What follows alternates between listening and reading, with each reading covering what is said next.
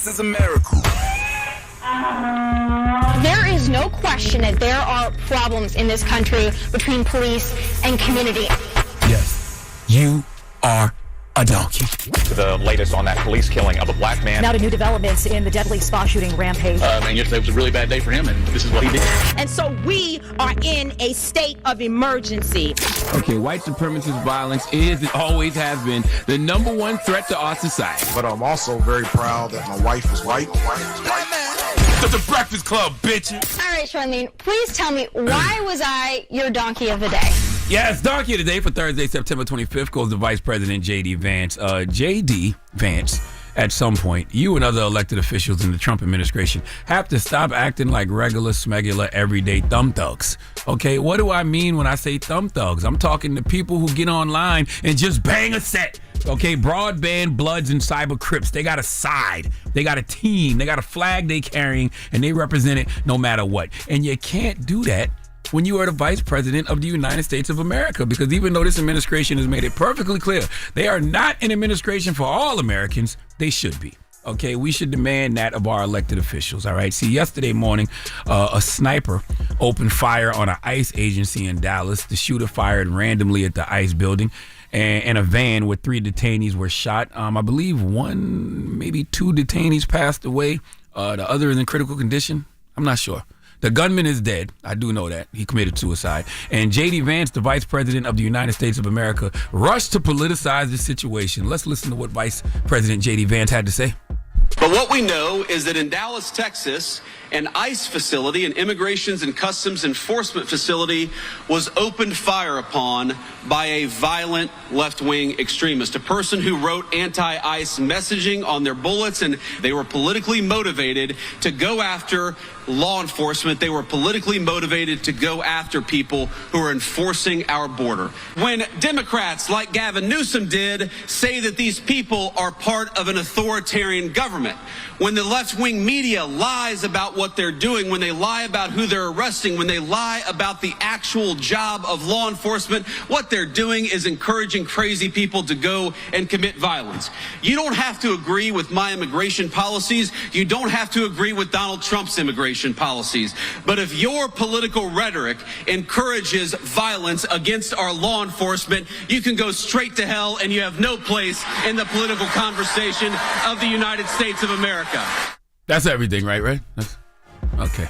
So much to unpack here. First of all, framing this as an attack on law enforcement when it's not, and you the Vice President of the United States of America, is extremely irresponsible. Okay, yes, shell casings found near the shooter had anti-ICE written on them, but JD, you do realize there are people who voted for Trump, who support Trump, who could potentially be anti-ICE as well. You do know that ICE isn't just deporting people who voted Democrat or who support the Democratic Party. Okay, there are plenty of videos online of Trump supporters highly disappointed because their family members and friends have been deported too. So I don't know why you would rush to frame this as an attack on law enforcement and blame the left wing and radical left rhetoric. Okay, first of all, it was the detainees who were shot and killed, the detainees who were shot and injured. How do we know that the dehumanizing rhetoric of immigrants didn't lead someone to say, you know what? F their due process. I just want to take them out. How do we know that wasn't the case? We don't. But I keep telling y'all, these politicians don't care about we the people. They care about their politics. Okay, J.D. Vance is thinking about 2026 and 2028. That's why he was quick to come out and criticize Gavin Newsom and left media for their rhetoric about ICE, saying it encourages violent behavior. Let me tell you something, J.D. It is very true that there have been multiple shootings at ICE agencies in 2025. And I don't condone any of them. Okay, there's no justification for them. But if ICE, who is just doing their jobs, has a mandate from the Trump administration to deport 1 million people annually, okay, not just the criminals and illegals. We see U.S. citizens included in that, and folks with pending legal claims, people being wrongly deported because of administrative errors and policy changes.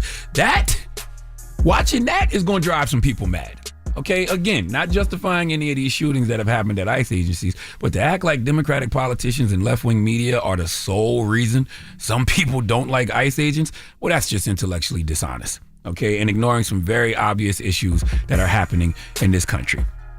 That's why I don't understand why some Republicans and the Vice President of the United States of America are so quick to demand that political opponents stop demonizing ICE. Hey, J.D. Vance and Republicans, how about you stop demonizing your political opponents until we get all the facts of the situation? Okay, because the political framing of this being an attack on law enforcement just isn't true. Okay, the victims weren't ICE agents. It was the people being detained, and you're jumping to blame without evidence. We don't know if any political speech led to this violence. We don't know the motivation. We don't know the background. We don't know the mental state of the shooter. It's all still under investigation. Not to mention, all the data in this country nowadays points to right-wing extremists being more responsible for acts of political violence in America than the left. The left is pretty pussycat. Okay. Whoa, don't scare me now.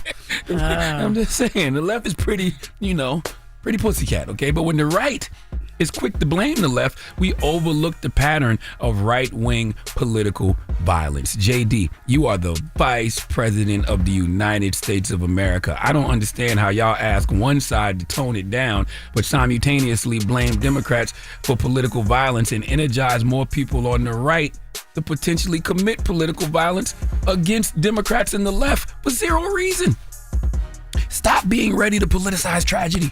You are the Vice President. You need a cautious, fact-based approach, okay? When you frame this as an attack on law enforcement, you shift attention away from things we should be discussing, like immigrant rights, detainee safety, conditions in ICE custody, or how detainees are treated. Those are the relevant issues to this story, okay? Not to mention always common sense gun reform.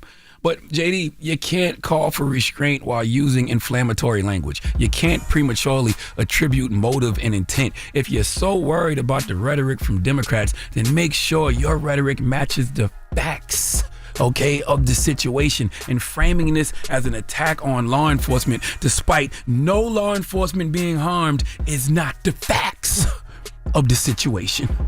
Please give Vice President J.D. Vance the biggest hee-haw. Mm-hmm. All right. Well, thank you for that donkey today. Yes, ma'am. Great choice of words. You scared the hell out of me.